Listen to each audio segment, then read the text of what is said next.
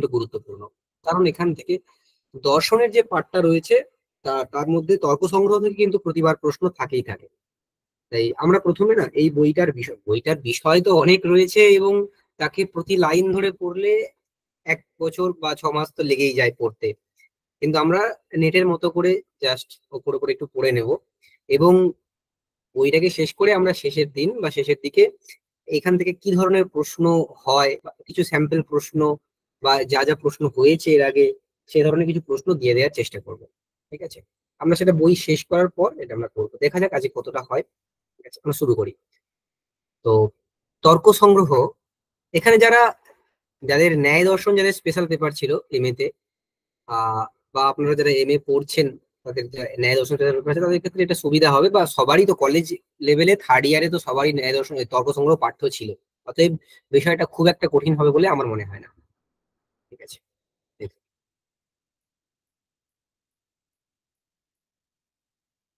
তর্ক সংগ্রহ, এই তর্ক সংগ্রহ অ্যাকচুয়ালি কোন দর্শনের গ্রন্থ এ বিষয়ে একটু বলি। এটা ন্যায় এবং বৈশেষিক উভয় দর্শনের গ্রন্থ। ন্যায় দর্শনের প্রণেতা, আপনার কনভারসেশনটা বোথ ওয়ে হলে ভালো। আমি মাঝে সাঝে আপনাদের জিজ্ঞাসা করবো, আপনারা উত্তর দেবেন, ঠিক আছে, আনমিউট করে। ন্যায় দর্শনের রচয়িতা কে, বা ন্যায় মহর্ষি দর্শনের গৌতম। মহর্ষি স্যার গৌতম। মহর্ষি গৌতম। মহর্ষি গৌতম, তিনি কি লিখেছেন? ন্যায় সূত্র লিখেছিলেন। হ্যাঁ, তিনি ন্যায় সূত্র লিখেছেন। আর বৈশেষিক দর্শনের প্রবক্তা কে? অনাথ মুনি। ঠিক, বৈশেষিক দর্শনের প্রবক্তা হচ্ছেন অনাথ। আর এই যে তর্ক সংগ্রহ বইটা, এটা না তো কেবল ন্যায় দর্শনের বই, না তো কেবল বৈশেষিক দর্শনের বই, এটা ন্যায় এবং বৈশেষিক উভয় দর্শনের প্রকরণ গ্রন্থ। আমরা সবাই জানি ন্যায় এবং বৈশেষিক হলো সমানতন্ত্র। সমানতন্ত্র মানে কিন্তু একই শাস্ত্র এমন নয়। সমান শব্দটার অর্থ যে যদিও এক, মানে একই, অভিন্ন, তথাপি এখানে সমানতন্ত্র বলতে কিন্তু একই শাস্ত্র এমন নয়, সদৃশ শাস্ত্র। কারণ যদি একই হতো তাহলে আলাদা করে আবার একটা দর্শন বলার প্রয়োজন হতো না। সদৃশ, এদের মধ্যে অনেক মিল আছে, যেমন মিল আছে তেমন কিছু অমিলও রয়েছে, কিছু বৈসাদৃশ্যও রয়েছে। ঠিক আছে? ওই জন্যই সাদৃশ্যের লক্ষণ আপনারা জানেন, তদ ভিন্নত্বে সতি তদ্গত ভূয় ধর্মগতম। যাই হোক, তো এই বইটা মানে ন্যায় এবং বৈশেষিক এই দুটো দর্শন হচ্ছে সমানতন্ত্র বা সদৃশতন্ত্র, এদেরই একটি প্রকরণ গ্রন্থ হলো তর্ক সংগ্রহ। আমরা প্রকরণ গ্রন্থের কথা জানি। প্রকরণ গ্রন্থ কাকে বলে? আপনারা কেউ বলতে পারবেন বাংলা একটু যে প্রকরণ গ্রন্থ কাকে বলে অ্যাকচুয়ালি? আচ্ছা, দেখুন, প্রকরণ গ্রন্থ মানে যেটা মূল বই। এখানে মূল বই কি না, গৌতমের ন্যায় সূত্র এবং কণাদের বৈশেষিক সূত্র। সেই মূল বইয়ের কোনো একটি একদেশকে নিয়ে অথবা সেখানে আলোচিত সমগ্র তত্ত্বের কিছুটা অংশ নিয়ে বা তার একটা জিস্ট রূপে যদি কোনো একটা বই লেখা হয় তাকে প্রকরণ গ্রন্থ বলে। প্রকরণ গ্রন্থের না একটা লক্ষণ আছে, যেটা এই কারিকাটার মধ্যে লেখা আছে। দেখুন কারিকাটা এখানে আছে, শাস্ত্রৈক দেশ সম্বদ্ধম শাস্ত্র কার্যান্তরে স্থিতম আহুঃ প্রকরণম নাম গ্রন্থ ভেদম বিপশ্চিতঃ। শাস্ত্রের একদেশের সাথে সম্বদ্ধ, শাস্ত্র কার্যান্তরে স্থিত, মানে ওই শাস্ত্রেরই যে উদ্দেশ্য তারই কোনো একটা উদ্দেশ্য নিয়ে এটা রচিত এই রকম যে বই, তাকে প্রকরণ গ্রন্থ বলে। এটা গ্রন্থেরই এক প্রকার ভাগ, গ্রন্থ ভেদ। কারা বলেন? বিপশ্চিতঃ, পণ্ডিতগণ বলেন। ঠিক আছে, আচ্ছা, আরেকটা আলোচনার জায়গা যে তর্ক সংগ্রহ যে ন্যায় এবং বৈশেষিক উভয়েরই প্রকরণ গ্রন্থ, এই বিষয়ে অ্যাটলিস্ট একটা প্রমাণ কি? দেখুন, ন্যায়সম্মত নৈয়ায়িকরা মুক্তির জন্য, নিঃশ্রেয়সের জন্য কতগুলো পদার্থের জ্ঞান হতে হবে বলেছেন? 16টি। 16টি। হ্যাঁ, 16টি। আচ্ছা, বৈশেষিকরা কতগুলো পদার্থের কথা বলেছেন? কত? 7টি। ঠিক, 7টি। তর্ক সংগ্রহে 7টা পদার্থকে ধরে আলোচনা করা হয়েছে, তার মানে এইখানে বৈশেষিকদের মত ধরে আলোচনা করা হয়েছে। আচ্ছা, নৈয়ায়িকরা কতগুলো প্রমাণের কথা বলেন? 7টি। 4টি। বৈশেষিকরা দুটি। বৈশেষিকদের মতে প্রমাণ হচ্ছে 2টি, কিন্তু এই তর্ক সংগ্রহ গ্রন্থে অন্নং ভট্ট উনি 4টি প্রমাণের আলোচনা করেছেন। তার মানে সেই ক্ষেত্রে তিনি ন্যায় দর্শনের আশ্রয় নিয়েছেন। তার মানে কোথাও ন্যায় দর্শনের কথা, কোথাও বৈশেষিক দর্শনের কথা, এইভাবে উনি এই বইটাকে সাজিয়েছেন। তাই এটা ন্যায় বৈশেষিক দর্শনের প্রকরণ গ্রন্থ। কেবল ন্যায় দর্শনের প্রকরণ গ্রন্থ বা কেবল বৈশেষিক দর্শনের প্রকরণ গ্রন্থ কিন্তু এটা নয়। ঠিক আছে, এটা কিন্তু মাথায় রাখতে হবে। আচ্ছা, তারপর আমরা আসি, এই যে বইটা আমরা পড়তে চলেছি, বইটার নাম হচ্ছে তর্ক সংগ্রহ। এখন তর্ক সংগ্রহ মানে কি? তর্ক মানে কি? তর্ক সংগ্রহ শব্দটাকে ভাঙলে আমরা কি পাবো? যে তর্কাণাম সংগ্রহ, তর্কাণাম সংগ্রহ, তর্কাণাম সংগ্রহ। এই লেখাটা দেখা যাচ্ছে কি? যেটা এর উপর লেখা হচ্ছে, এটা কি দেখা যাচ্ছে? হ্যাঁ স্যার, দেখা যাচ্ছে। ঠিক আছে, তর্কাণাম সংগ্রহ, তর্কের সংগ্রহ। তর্ক মানে কি? তর্ক মানে, তর্কপদটা যদিও আমরা যুক্তি, বিচার এই অর্থে পাই, তথাপি এইখানে তর্ক শব্দটা পারিভাষিক। সেটা কেমন না, তর্ক শব্দ, তর্ক ইজ ইকুয়াল টু এখানে পদার্থ, তর্ক ইজ ইকুয়াল টু এখানে পদার্থ। সেটা আমরা কেমন ভাবে পাই? তর্ক শব্দের অর্থ যে পদার্থ, এটা কেমন ভাবে পাই না, তর্কিয়ন্তে প্রমিতি বিষয়ী ক্রিয়ন্তে, তর্কিয়ন্তে। এই আলোচনাটা আপনারা পাবেন তর্ক সংগ্রহ দীপিকাতে, আমরা সেখান থেকে তুলে তুলে নিয়ে এসে এখানে বলছি। ঠিক আছে, তর্কিয়ন্তে মানে প্রমিতি বিষয়ী ক্রিয়ন্তে, প্রমিতি বিষয়ী ক্রিয়ন্তে ইতি তর্কাহ, ইতি তর্কাহ। তর্ক কাদেরকে বলে না, যারা তর্কিত হয়, মানে যারা প্রমিতি বিষয় করা হয়। প্রমিতি বিষয় করা হয় মানে যারা প্রমার বিষয় হয়। আমরা জানি প্রমার বিষয় যে হয় সেই পদার্থ হয়। তার মানে তর্ক মানে হলো পদার্থ। আর তাদের সংগ্রহ, সংগ্রহ মানে কি? সংক্ষেপে স্বরূপ কথন। সংগ্রহ মানে সংক্ষেপে স্বরূপ কথন। তাই তর্ক সংগ্রহ শব্দের অর্থ হলো এখানে এরা 7টা পদার্থের কথা বলে, তার মানে 7টি পদার্থের সংক্ষেপে স্বরূপ কথন। তাহলে তর্ক সংগ্রহ শব্দের অর্থ কি বলা হলো? 7টি পদার্থের সংক্ষেপে স্বরূপ কথন। ঠিক, 7টি পদার্থের সংক্ষেপে স্বরূপ কথন, এই হলো তর্ক সংগ্রহ। আচ্ছা, তর্ক সংগ্রহ গ্রন্থের রচয়িতা কে? অন্নং ভট্ট। অন্নং ভট্ট। এই তর্ক সংগ্রহেরই একটি টিকা আছে দীপিকা। এই তো মেন যে তর্ক সংগ্রহ, তার একটি টিকা আছে দীপিকা। সেই দীপিকা টিকা কে লিখেছেন? অন্নং ভট্ট। ঠিক আছে। আচ্ছা, এই তর্ক সংগ্রহ মানে উনি নিজেই বইটি লিখেছেন, তার টিকাটাও নিজেই লিখেছেন। ঠিক আছে। আচ্ছা, এই তর্ক সংগ্রহ গ্রন্থের যে মঙ্গলাচরণ, আমরা জানি যে প্রত্যেকটা বই আমাদের আস্তিক দর্শনে, বিশেষ করে বা আস্তিক যারা আছেন, আস্তিক শাস্ত্র, সেখানে বইটা শুরু করা হয় মঙ্গলাচরণ দিয়ে। কারণ এটা মনে করা হয় মঙ্গলাচরণ হলো বিঘ্ন ধ্বংস অথবা সমাপ্তির প্রতি কারণ। প্রাচীনদের মতে সমাপ্তির প্রতি, আর নব্যদের মতে বিঘ্ন ধ্বংসের প্রতি কারণ হয়। সেই জন্য এখানেও মঙ্গলাচরণ করা হয়েছে। সেই মঙ্গলাচরণটা হলো নিধায় হৃদি বিশ্বেশম বিধায় গুরুবন্দনম বালানাম সুখ বোধায় প্রিয়তে তর্ক সংগ্রহ। এটা সবার জানা। এখানে কি বলা হচ্ছে? ক্রিয়তে তর্ক সংগ্রহ, মানে তর্ক সংগ্রহ ক্রিয়তে, তর্ক সংগ্রহ করা হচ্ছে কার দ্বারা? ময়া। এখানে যেটা উজ্জ আছে সেটা হলো ময়া। ময়া মানে অন্নং ভট্টেন, ময়া অন্নম ভট্টেন তর্ক সংগ্রহ ক্রিয়তে। আমার দ্বারা, আমি অন্নং ভট্ট, আমার দ্বারা তর্ক সংগ্রহ রচিত হচ্ছে। এবারে কয়েকটা মানে কেন রচিত, প্রশ্ন হবে কেন রচিত হচ্ছে, কি উদ্দেশ্যে না, বালানাম সুখ বোধায়। এইটা হলো প্রয়োজন, এটা হলো প্রয়োজন এই বইটার। কি প্রয়োজন না, বালকদের সুখে ন মানে অনায়াসে ন বোধ, বালকদেরও যাতে অনায়াসে বোধ জন্মায়। কিসের বোধ? পদার্থ তত্ত্বের বোধ। বালকদেরও যাতে অনায়াসে পদার্থ তত্ত্বের বোধ জন্মায়। এখানে একটা জিনিস মাথায় রাখতে হবে, এইখানে বালক বা বালক বলতে কিন্তু বাচ্চা ছেলে বা স্তনন্ধ এরকম নয়। এখানে বালক বলতে যে ব্যক্তি ব্যাকরণ, কাব্য প্রভৃতি শাস্ত্র অধ্যয়ন করেছে, কিন্তু এখনো পর্যন্ত ন্যায়শাস্ত্র অধ্যয়ন করেননি, তিনি ন্যায়শাস্ত্রের জন্য বালক। ঠিক আছে, অধীত ব্যাকরণ কাব্য কোশ, অনধীত ন্যায় শাস্ত্র, যে যে ব্যক্তি, তাকে কিন্তু আমরা বালক বলে বলবো এখানে। ঠিক আছে, সেই বালকদের অনায়াসে যাতে বোধ জন্মে যায়, সেই কারণে কিন্তু এই গ্রন্থের রচনা করা হচ্ছে। তাহলে তর্ক সংগ্রহ গ্রন্থের উদ্দেশ্য বা প্রয়োজন কি? বালানাং বালানাং সুখবোধায়। সুখবোধায়, মানে বালানাম সুখবোধ, মানে বালানাম সুখবোধায় মানে কি, বালকদের সুখবোধের জন্য।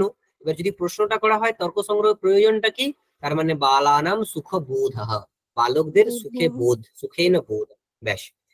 এইবারে কিম কৃত্বা ক্রিয়তে, মানে কি করে করা হচ্ছে, কি করে না, নিধায় হৃদি বিশ্বেশম, বিশ্বেশম, বিশ্বেশম মানে কি, বিশ্বস্য ঈশম, ঈশ মানে স্বামী বা প্রভু, বিশ্বের যিনি প্রভু, ধরে নি, আমরা ধরে নিই শিব বা পরমাত্মা, বিশ্বের যিনি ঈশ বা স্বামী প্রভু, তাকে হৃদি নিধায়, হৃদি মানে হৃদয়ে, নিধায় মানে নিপূর্বক ধা ধাতুর উত্তর লিয়ক প্রত্যয় আছে, তো নিধায় মানে কি, ধারণ করে। বিশ্বেশম হৃদি নিধায় মানে বিশ্বেশ্বর শিবকে হৃদয়ে ধারণ করে। একটা একটা কথা ভাবুন, যে আমাদের হৃদয়, সে তো আমাদের শরীরের একটা অংশ, তার মানে ছোট্ট জায়গায় আছে। আর বিশ্বেশ্বর মানে পরমাত্মা, আমরা জানি ন্যায় বৈশেষিক মতে যিনি পরমাত্মা বা আত্মা, তিনি হচ্ছেন বিভু পরিমাণ, বিভু মানে সমস্ত জায়গা জুড়ে যিনি থাকেন। তাহলে সেই রকম পরমাত্মাকে আমাদের এই ছোট্ট হৃদয়ে ধারণ করা কি সম্ভব?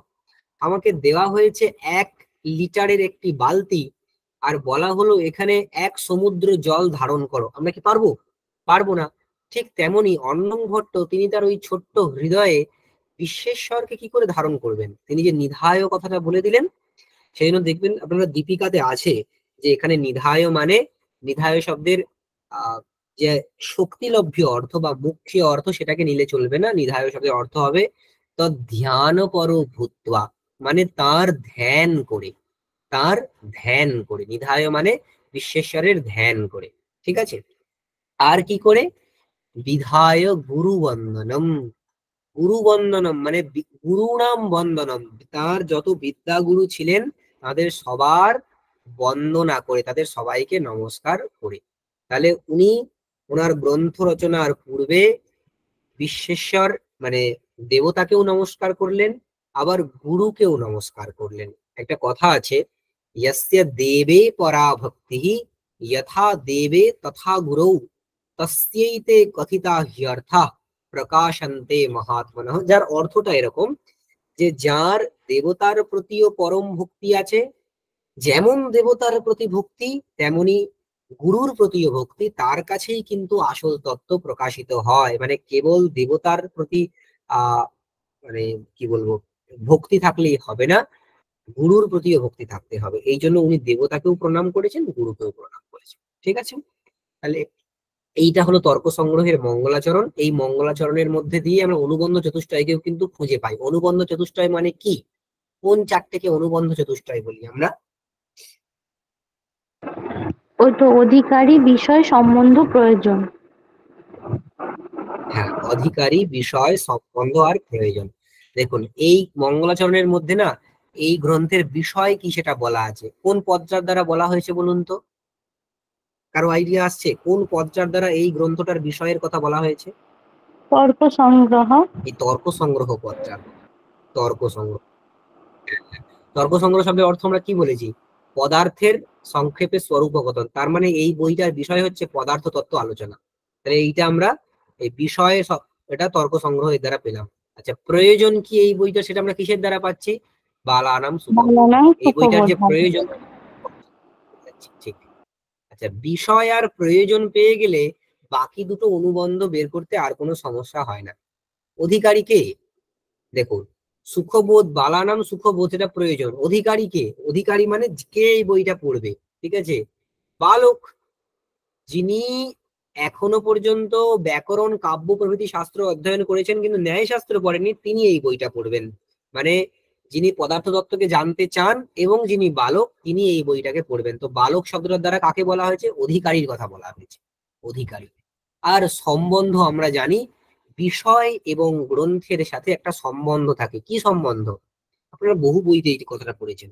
বিষয় এবং বিষয় এবং এই যে আমাদের গ্রন্থ তার মধ্যে যে সম্বন্ধ সেটা হলো প্রতিপাদ্য প্রতিপাদক ভাব সম্বন্ধ। বিষয় হয় প্রতিপাদ্য, গ্রন্থ হয় প্রতিপাদক, তাদের মধ্যে প্রতিপাদ্য প্রতিপাদক ভাব সম্বন্ধ আছে। তো এইভাবে আমরা এই মঙ্গলাচরণ শ্লোক থেকেই কিন্তু এই বইটার অনুবন্ধ চতুষ্টয়কেও পেয়ে যাচ্ছি। ঠিক আছে, সবার কাছে ক্লিয়ার তো? কারো কোনো ডাউট আছে এখানে? না স্যার, ঠিক আছে। আচ্ছা, তর্ক সংগ্রহের যে টিকা সেটা আমরা বলেছি দীপিকা, তার রচয়িতাও কিন্তু অনং ভট্ট। দীপিকাতেও একটি মঙ্গলাচরণ তিনি করেছেন। আমরা ছোট্ট করে সেটা অর্থটা বলে দিই। বিশ্বেশ্বরম সাম্ব মূর্তিম প্রণিপত্য গিরাম গুরুম টিকাম শিশুহিতাম পূর্বে তর্ক সংগ্রহ দীপিকাম। বিশ্বেশ্বর, বিশ্বেশ্বর মানে বলাই হয়েছে শিব। তিনি কেমন? সাম্ব মূর্তি। সাম্ব মানে কি? অম্বয়া সহ বর্তমান, অম্বার সহিত, অম্বা মানে দুর্গা, দুর্গার সহিত বর্তমান যার মূর্তি, সেই সাম্ব মূর্তি বিশ্বেশ্বরকে প্রণিপত্য প্রণাম করে। আর কেমন? গিরাম গুরু, তিনি গির মানে আমাদের এই যে বাক্য বা বিদ্যা, তারও তিনি হচ্ছেন গুরু। আমরা জানি শিবকে কিন্তু আমাদের বিদ্যার প্রথম আদি গুরু বলা হয়, সেই জন্য আমাদের বিদ্যা শুরু হয়েছে শিব। এরকম একটা শ্লোক রয়েছে, সদাশিব সমারম্ভাম শঙ্করাচার্য মধ্যমাম अस्मदाचार्य पर्यन्ताम বন্দে গুরু পরম্পরাম। আমাদের গুরু পরম্পরা কোথা থেকে শুরু হয়েছে? সদাশিব সমারম্ভা, শিব থেকে শুরু হয়েছে, মাঝখানে শঙ্করাচার্য আমাদের গুরু। এভাবে চলছে, মানে শিব কিন্তু আমাদের বিদ্যার গুরু। ঠিক আছে, তাকে নমস্কার করে, প্রণিপত্য মানে নমস্কার করে, টিকাম শিশুহিতাম করবে। শিশুহিতাম টিকা মানে শিশুদের হিত হিত হবে এরকম একটা টিকা অহম পূর্বে আমি করছি। কি তা? সেই টিকার নাম তর্ক সংগ্রহ দীপিকা। তর্ক সংগ্রহ দীপিকা নামক টিকা আমি রচনা করছি। ঠিক আছে, এখানে কোনো কঠিনতা নেই। তারপর আসুন, এই তর্ক সংগ্রহ আমরা বলেছি, তর্ক সংগ্রহের বিষয় কি? মুখ্য বিষয় একটু আগেই বলা হয়েছে, এই তর্ক সংগ্রহের মুখ্য পদার্থের বিষয় স্বরূপ কি? কথন, পদার্থের সংক্ষেপে হ্যাঁ, স্বরূপ কথন। পদার্থের স্বরূপ কথন বা পদার্থ তত্ত্ব আলোচনা। প্রথমে সঙ্গে সঙ্গে প্রথমে প্রশ্ন আসবে যে পদার্থ মানে কি? পদার্থ মানে কি? পদস্য অর্থ পদার্থ, তাই তো? পদস্য অর্থ, পদস্য অর্থ পদার্থ। পদের যে অর্থ সেটাকে পদার্থ বলে। যে কোনো পদের দ্বারা যে অর্থটা প্রকাশিত হয় তাকে পদার্থ বলে। তার মানে পদার্থের যদি আমরা লক্ষণ করি সেটা হবে অভিধেয়ত্বম পদার্থ সামান্য লক্ষণম। অভিধেয়। আচ্ছা, কথা কি ক্লিয়ার শুনতে পাওয়া যায়? যদি না, যদি কথা ক্লিয়ার শুনতে না পাওয়া যায় না কোনো সময়ই, সঙ্গে সঙ্গে আমাকে ইনফর্ম করবেন একটু, কারণ আমি তাহলে অন্য নেটওয়ার্ক ইউজ করবো। এই যে নেটওয়ার্কটা আমি ইউজ করছি সেটাতে একটু সমস্যা হতে পারে কখনো কখনো। কথা যদি কাটে সঙ্গে সঙ্গে বলবেন, ঠিক আছে? শোনা যাচ্ছে স্যার। হ্যাঁ, ঠিক আছে। তো অভিধেয়ত্বম পদার্থ সামান্য লক্ষণ। অভিধেয়ত্বম মানে যেটা অভিধার বিষয় হয়। অভিধা মানে কি? অভিধা মানে এই সংকেত বা শক্তি, তার বিষয়ে মানে যাকে বলা যায়, যার স্বরূপটা বলা যায়, সে হচ্ছে অভিধেয়। মানে যাকে কোনো নামের দ্বারা ডাকা যায়, যার একটা বাচক পদ রয়েছে, সেইটাই হচ্ছে পদার্থ। তাই অভিধেয়ত্বম পদার্থ সামান্য লক্ষণ। এখানে পদার্থের সংখ্যা কতগুলো? তর্ক সংগ্রহে কতগুলো পদার্থের কথা বলা রয়েছে? 7টি। সাতটি। যেমন বৈশেষিকরা বলেছেন সেরকম বৈশেষিকরা, বৈশেষিক সূত্রে ডিরেক্টলি 6টা পদার্থের উল্লেখ আছে। দ্রব্য গুণ কর্ম সামান্য বিশেষ সমবায়, এই পর্যন্ত। এই যে অভাব পদার্থটা না, এটার ডিরেক্টলি উল্লেখ নেই, কিন্তু পরে ওই চকার আছে, চয়ের দ্বারা আমাদের যে ভাষ্যকার প্রভৃতিরা আছেন না, প্রশস্ত ভাষ্য ইত্যাদি, তারা বলেছেন চয়ের দ্বারা অভাবেরও গ্রহণ হয়। তাহলে এরকম প্রশ্ন কিন্তু হতেই পারে যে বৈশেষিক সূত্রে কতগুলো পদার্থের উল্লেখ আছে? তো সেটা 6টা হবে, অভাব পদার্থের উল্লেখ নেই সেখানে। কিন্তু পদার্থ সংখ্যা যদি জিজ্ঞাসা করে তাহলে 7টা। ঠিক আছে, তো 7টা পদার্থ কি কি? দ্রব্য গুণ কর্ম সামান্য বিশেষ সমবায়া ভাবা সপ্ত পদার্থ, এই 7টা হলো পদার্থ। ঠিক আছে, এখন প্রথম পদার্থ কি? আমরা প্রত্যেকটা পদার্থের আলোচনা করব। প্রথম পদার্থ কি? দ্রব্য। আপনারা বলুন দ্রব্য কাকে বলে? দ্রব্য কাকে বলে? এটা আমরা কোনো একটা জিনিস দ্রব্য এটা কিভাবে চিনবো? না যেখানে গুণ রয়েছে। কোন গুণ কোথায় থাকে? গুণ কিন্তু একমাত্র দ্রব্যেই থাকতে পারে। গুণ একমাত্র দ্রব্যেই থাকতে পারে, ঠিক আছে? তাই জন্য গুণ দিয়ে লক্ষণ করা হচ্ছে। গুণবত্তম দ্রব্য সামান্য লক্ষণম। দ্রব্যের সামান্য লক্ষণ কি? না গুণবত্তম। যেখানে গুণ থাকে সেটাই দ্রব্য। প্রশ্ন আসবে দ্রব্য কতগুলো? ন্যায় বৈশেষিক দর্শনে কতগুলো দ্রব্য? কতগুলো? 9টি দ্রব্য, 9টি। কি কি সেই দ্রব্যগুলো কি কি? ক্ষিতি, অপ, তেজ, মরুদ, বোম, কাল, দিক, আত্মা, মন। হ্যাঁ, পৃথিবী, জল, তেজ, বায়ু, আকাশ, কাল, দিক, আত্মা, মন। এই 9টা দ্রব্য। এবার এবার একটা ইন্টারেস্টিং জায়গা এখানে আছে। তর্ক সংগ্রহে যেখানে এই কথাটা লেখা আছে না, পৃথিব্যাপ তত্র দ্রব্যাণি পৃথিব্যাপ তেজো বায়ু আকাশ কাল দিগাত্ম মনাংসি। তারপরে একটা পদ আছে নবৈব। নবৈব, নবৈব, এই পদটাকে যদি আমরা ভাঙি কি পাবো? নব যুক্ত এব। নব যুক্ত এব। এখন ব্যাপারটা হচ্ছে দ্রব্য যে 9টা সেটা তো আমরা এই গণনার দ্বারাই দেখতে পাচ্ছি। আমরা পৃথিবী, জল, তেজ, বায়ু এরকম হাতে করে গুনলেই দেখতে পাবো দ্রব্য 9টা। তাহলে আবার নব কথাটা কেন বলা হলো, আবার এব কথাটা কেন বলা হলো? এই প্রশ্ন কিন্তু আসতে পারে। তো নবপদের স্যার, তাৎপর্য কি? হ্যাঁ, কারণ স্যার স্যার নটি একমাত্র নটি পদার্থ থেকে নটের বেশিও নয় আবার নটির কম নয়, সেই জন্য কমও নয়, এই অর্থে। নবৈব পদ ব্যবহার করা হয়েছে। হ্যাঁ, ঠিকই ধরেছেন যে 9টার বেশিও নয়, 9টার কমও নয়। এবার যখনই আমরা নিষেধ করি কোনো কিছুর, তার মানে তার প্রসক্তি আছে, তাই তো? তার মানে কেউ না কেউ আছে যারা এর বিরুদ্ধ কথা বলে, তাদের মত খণ্ডন করার জন্যই এটা বলা হয়েছে, তাই তো? এখন স্যার, অন্ধকার নামে দশম দ্রব্য স্বীকার করেন অনেক মানে হ্যাঁ ঠিক। মীমাংসকগণ হ্যাঁ সম্ভবত এই কারণে। হ্যাঁ, সেটা একটা কথা। তাহলে তার মানে কি? যে অন্ধকার নামক একটা এক্সট্রা দ্রব্য স্বীকার করেন, তারা বলেন যে 10টা দ্রব্য। তার মানে অধিক সংখ্যা তারা স্বীকার করেন, অধিক দ্রব্য স্বীকার করেন। সেই অধিক দ্রব্য নেই এটা বলার জন্য এব পদটা বলা হয়েছে। এব পদের দ্বারা অধিক সংখ্যার ব্যবচ্ছেদ হয়েছে। আর এমন কোন কোন দার্শনিক আছে যারা বলে 9টা দ্রব্য নয়, আরো কম আছে, যারা আকাশকে দ্রব্য বলে বলেন না। কারা বলুন তো? চিন্তা করে দেখুন, আকাশকে কারা দ্রব্য বলবে না? চারবাক। চার্বাক। হ্যাঁ, কারণ চার্বাকদের মতে যেটা প্রত্যক্ষযোগ্য নয় সেটা কোনো পদার্থই না, তাই না? তারা প্রত্যক্ষকে একমাত্র প্রমাণ বলে মানে। এখন আকাশকে তো প্রত্যক্ষ করা যায় না। এটা ন্যায় বৈশেষিক দার্শনিকরাও মানে যে আকাশের প্রত্যক্ষ হয় না, ওই শব্দের দ্বারা আকাশের অনুমান হয়, ঠিক আছে? তার মানে আকাশ পদার্থ নয়, বা এই সরি আকাশ দ্রব্য নয়। আকাশ দ্রব্য নয়। তাহলে চার্বাকদের মতে আকাশ দ্রব্য নেই, তার মানে আকাশ তার মানে 9টার থেকে কম দ্রব্য তারা স্বীকার করেন, তাই তো? চার্বাকরা 9টার থেকে কম দ্রব্য স্বীকার করেন। সেইটার খণ্ডন করার জন্য এখানে নবপদ্যা বলা হয়েছে যে দেখুন এরকম নয়, দ্রব্য 9টা। মানে নিম্ন সংখ্যা, নিম্ন মানে কম, কম সংখ্যার কথা যে আপনারা বলছেন সেটার কি করা হলো? ব্যবচ্ছেদ করা হলো বা নিষেধ করা হলো, ঠিক আছে? আর মীমাংসকরা বলেন যে এই 9টাই দ্রব্য নয়, আরো দ্রব্য আছে। অন্ধকার, তম।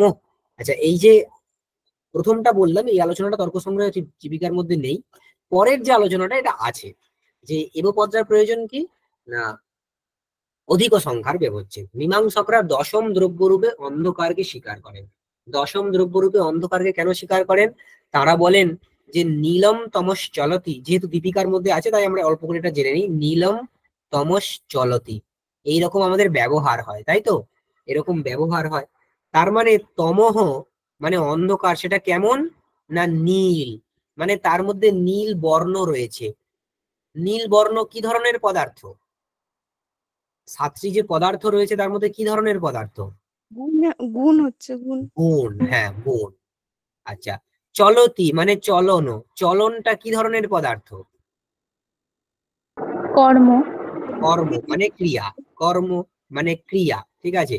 আচ্ছা, ক্রিয়া আর গুণ একমাত্র দ্রব্যেই থাকতে পারে। তাহলে নীল বর্ণ যেহেতু তমের মধ্যে আছে, অন্ধকারের মধ্যে রয়েছে, তাই অন্ধকার একটা দ্রব্য। তাই অন্ধকার একটা দ্রব্য। প্রথমে এটা বলা হলো অন্ধকার একটা দ্রব্য। এখন তারপরে মীমাংসক বলছেন যে অন্ধকার কিন্তু পৃথিবী হতে পারে না, জল হতে পারে না, তেজ হতে পারে না, বায়ু হতে পারে না, আকাশ হতে পারে না, কাল হতে পারে না, আত্মা হতে পারে না, মনও হতে পারে না। কেন? তার প্রত্যেকটার জন্য সেখানে কারণ বলা হয়েছে। ঠিক আছে। অন্ধকারের মধ্যে তোমার গুণ নেই, এই সরি গন্ধ নেই, তাই অন্ধকার পৃথিবী হতে পারে না। পৃথিবী হতে গেলে সেখানে গন্ধ থাকে। আচ্ছা, অন্ধকারের মধ্যে শীতস্পর্শ নেই, তাই বায়ু এই জল হতে পারে না। ঠিক আছে। অন্ধকারের মধ্যে সদা গতিমত্ব নেই, তাই বায়ু হতে পারে না। অন্ধকারের মধ্যে কি শব্দ থাকে? শব্দ থাকে না, তাই আকাশ হতে পারে। অন্ধকারের মধ্যে নীল বর্ণ থাকে, আকাশের মধ্যে তো নীল বর্ণ থাকে না, তাই অন্ধকার আকাশ নয়। পৃথিবী, জল, তেজ, বায়ু, আকাশ। তেজ মাঝখানে তেজ পড়ে রয়ে গেছে। অন্ধকার তো তোমার উষ্ণ স্পর্শযুক্ত নয়, তাই অন্ধকার তেজ হতে পারে না। পৃথিবী, জল, তেজ, বায়ু, আকাশ, এই পাঁচটা দ্রব্য অন্ধকার হলো না। তারপর কাল, দিক, আত্মা, মন, এই চারটে দ্রব্য অন্ধকার হবে না। কেন? কারণ অন্ধকারের মধ্যে এই নীল বর্ণ আছে বলে। কাল, দিক, আত্মা, মন, এই দ্রব্যগুলোর মধ্যে কোনো বর্ণ থাকে না, অথচ অন্ধকারের মধ্যে বর্ণ আছে। তাই অন্ধকার একটা দ্রব্য, অথচ এই 9টা দ্রব্যের মধ্যে ইনক্লুডেড নয়। তাই অন্ধকারকে আমরা কি বলবো? দশম দ্রব্য। অন্ধকার হলেন অতিরিক্ত দ্রব্য বা দশম দ্রব্য। এটা কাদের মত? মীমাংসকদের।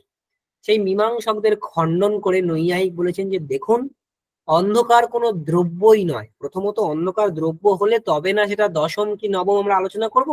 অন্ধকার কোনো দ্রব্যই নয়। কেন? আপনি প্রথমে কি বলছেন? অন্ধকার নীল রূপবিশিষ্ট দ্রব্য, তাই তো? কিন্তু অন্ধকার রূপবিশিষ্ট দ্রব্য হতে পারে না। কেন? যে দেখুন, এই যে আমার সামনে এই রূপবিশিষ্ট বোতলটা আছে, এই বোতলের যখন চাক্ষুষ প্রত্যক্ষ আমার হয়, সেখানে সহকারী কারণ হিসেবে আলোর প্রয়োজনীয়তা থাকে কি থাকে না? অন্ধকার থাকলে আমি এই নীল কালারের বোতলটাকে কি দেখতে পেতাম? দেখতে পেতাম না।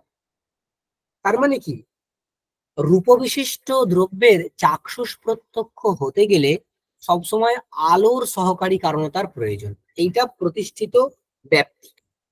কিন্তু আপনি অন্ধকারকে রূপবিশিষ্ট দ্রব্য বলছেন, অথচ অন্ধকারের যখন চাক্ষুষ প্রত্যক্ষ আপনি করবেন, তখন আলো থাকলে কি হবে?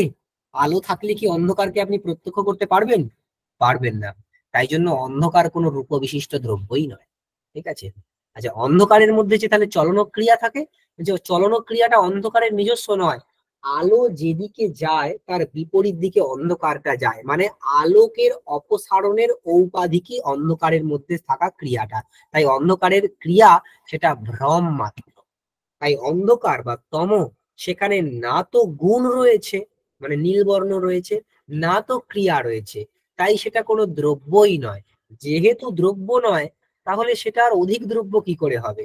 আগে তো সে ছাত্র হবে, তারপর সে গ্র্যাজুয়েশনে পড়ে কি এমএফ তে পড়ে সেটা আমরা বিচার করব। সে ছাত্রই নয়, সে আবার গ্র্যাজুয়েশন বা এমএর কি আসছে ব্যাপার আসছে। ঠিক আছে। তো তখন প্রশ্ন করা হয়েছে, মীমাংসক প্রশ্ন করেছেন নৈয়ায়িককে, তাহলে অন্ধকারকে আপনারা কি ভাবেন?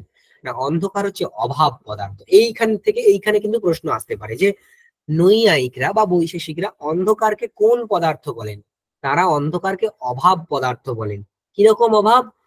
প্রৌঢ় প্রকাশক তেজস সামান্যা ভাব। তমহ ইজ ইকুয়াল টু প্রৌঢ় প্রকাশক, প্রৌঢ় প্রকাশক তেজস সামান্যা ভাব।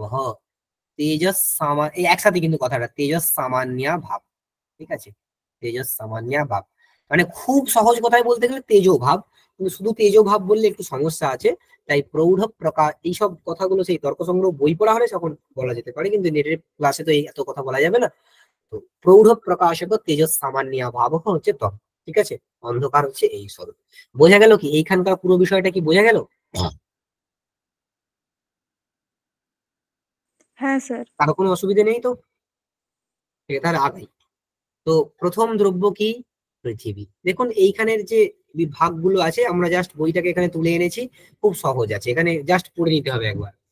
প্রথম দ্রব্য হলো পৃথিবী। পৃথিবীর লক্ষণ কি? এটা কিন্তু মনে রাখতে হবে, গন্ধবতী পৃথিবী, মানে গন্ধবত্তম পৃথিব্যাহ লক্ষণম, তার মানে যেখানে গন্ধ থাকে সেটা হলো পৃথিবী। পৃথিবীর লক্ষণ হলো গন্ধবত্তম। এই যে পৃথিবী, এটা প্রথমত দুই প্রকার, সা দ্বিবিধা, নিত্যা অনিত্যা চেতি। পৃথিবী দুই প্রকার, নিত্য এবং অনিত্য। নিত্য কোনটা? না পরমাণু রূপ। আমরা জানি পৃথিবী, জল, তেজ, বায়ু এগুলোর পরমাণু আছে। তো নিত্য হচ্ছে পরমাণু রূপ যে পৃথিবী। আর অনিত্য পৃথিবী কোনটা? না পরমাণুর থেকে যে কার্য বিয়োনুক প্রভৃতি উৎপন্ন হয়েছে সেগুলো। তাই অনিত্যা কার্যরূপা। যে অনিত্য পৃথিবী সেটা আবার পুনরায় তিন প্রকার, শরীর ইন্দ্রিয় বিষয় ভেদাত। একবার এইগুলো ইম্পর্টেন্ট কিন্তু। পার্থিব শরীর কাদের? না শরীরম অস্মদাদিনাম, আমাদের যে শরীর সেগুলো, সেটা হচ্ছে পার্থিব শরীর। ইন্দ্রিয়ম, পার্থিব ইন্দ্রিয় কি? ঘ্রাণ। ঘ্রাণেন্দ্রিয় হলো পার্থিব ইন্দ্রিয়, যেটা কিনা কি করে? গন্ধের গ্রহণ করে, তাই গন্ধ গ্রাহক। এই ঘ্রাণেন্দ্রিয় কোথায় থাকে? নাসাগ্রবর্তী, নাসিকার অগ্রভাগে অবস্থান করে। আচ্ছা, বাইরে থেকে আমরা যেটাকে দেখতে পাই এটা কিন্তু নাসিকা, এটা ঘ্রাণেন্দ্রিয় নয়। এর মধ্যে ঘ্রাণেন্দ্রিয় থাকে, ঘ্রাণেন্দ্রিয়কে আমরা দেখতে পাই না। ঘ্রাণেন্দ্রিয় কেন? কোনো ইন্দ্রিয়কেই আমরা দেখতে পাই না, প্রত্যেকটি ইন্দ্রিয় অতীন্দ্রিয়।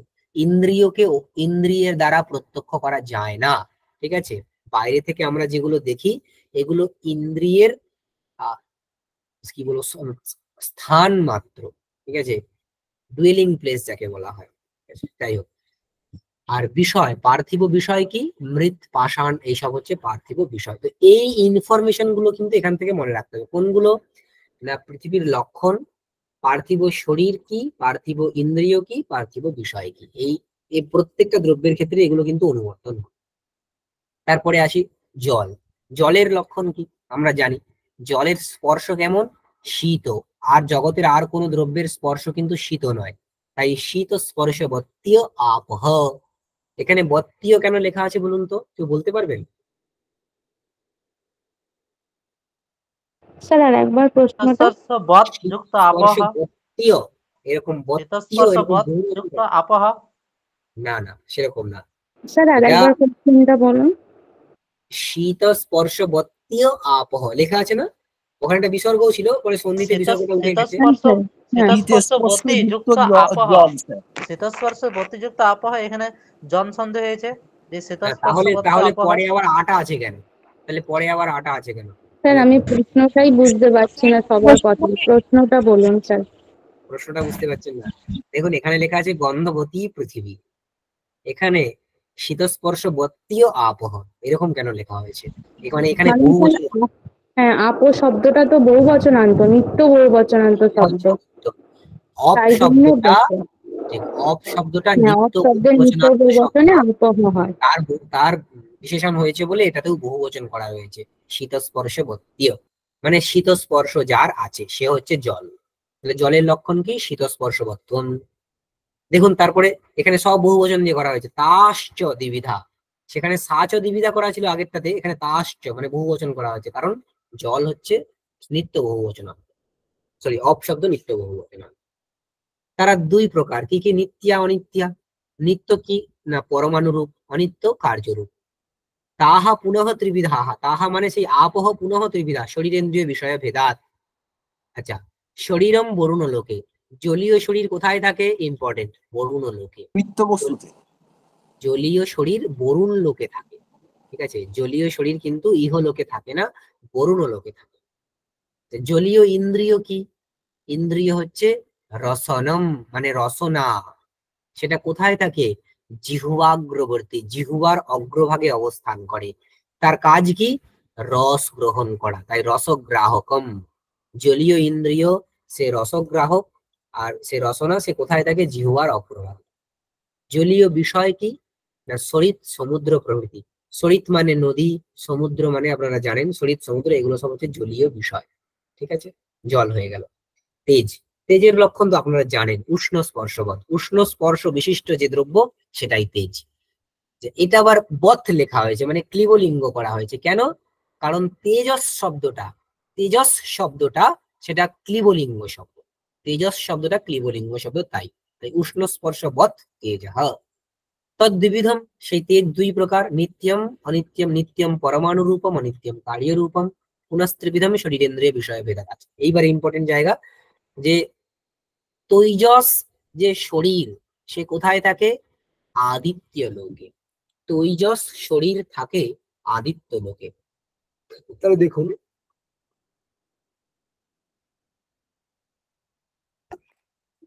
পার্থিব শরীর থাকে ইহলোকে, আমাদের যে শরীর সেগুলো পার্থিব শরীর। জলীয় শরীর থাকে বরুণ লোকে, তৈজস শরীর থাকে আদিত্য লোকে। তেজের সাথে আদিত্যের একটা সম্পর্ক আছে, আদিত্য মানে সূর্য, তেজের সাথে তার সম্পর্ক আছে, তাই তৈজস যে শরীর সেটা আদিত্য লোকে আছে। আচ্ছা, বরুণ হলো জলের দেবতা, তাই বরুণ মানে জলীয় যে শরীর সেটা বরুণ লোকে থাকে। জলীয় ইন্দ্রিয় কি হবে? এই জলীয় বলছি, আমাদের তৈজস ইন্দ্রিয়। তৈজস ইন্দ্রিয় হচ্ছে কি? তৈজস ইন্দ্রিয় কি? আদিত্য লোক। তৈজস ইন্দ্রিয়, তৈজস চোখ। ইন্দ্রিয় হলো চক্ষু। তৈজস আমরা যে চোখ, এটা হচ্ছে স্যার তৈজস চক্ষু ইন্দ্রিয়। স্যার হ্যাঁ, চোখ। কৃষ্ণ তারাগ্রহবর্তী। কৃষ্ণ তারাগ্রবর্তী, কৃষ্ণ তারার অগ্রভাগে সেটা থাকে।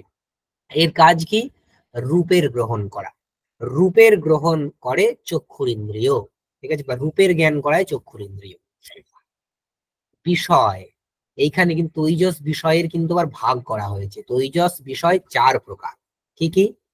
ভৌম, স্যার ভৌম, দিব্য, ঔদর্য, দিব্য, ঔদর্য আর আকরজ, এই 4 প্রকার। ভৌম মানে কি? ভূমিতে যেটা উৎপন্ন হয়, ঠিক আছে, সেটা কি? বহ্নি, মানে এই পৃথিবীতে যেটাকে আমরা দেখতে পাই, বহ্নি প্রভৃতিকে, সেটা হলো ভৌম, ভৌম তেজ। আচ্ছা, দিব্য তেজ কোনটা?